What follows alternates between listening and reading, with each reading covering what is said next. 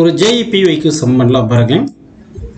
Starting from the origin at time t equal to 0 with initial velocity 5g அப்படின்னா y direction initial velocity 5 meter per second இருக்கு. A particle moves in the xy plane with a constant acceleration of 10i plus 4j. அப்ப x directionல acceleration 10 இருக்குப்பா, y directionல acceleration 4 இருக்கு.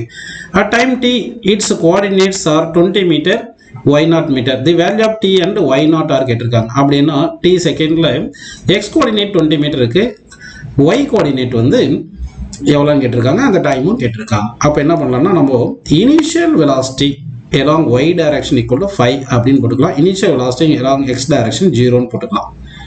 அடுத்து acceleration along x axis வந்து 10ன்னு போட்டுக்கலாம்.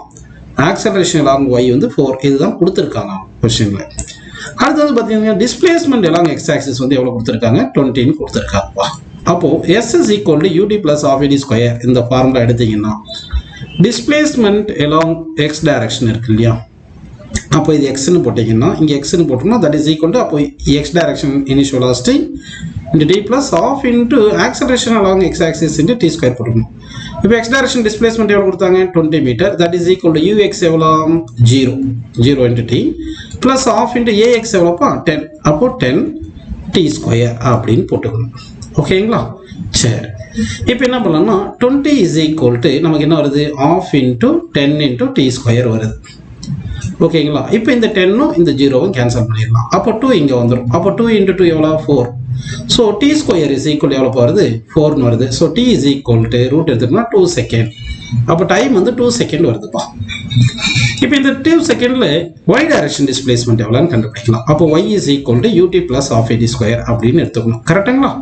அப்படி எடுத்தீங்கன்னா அப்போ y is equal to u எவ்வளோ y direction velocity acceleration y directionல போடணும்.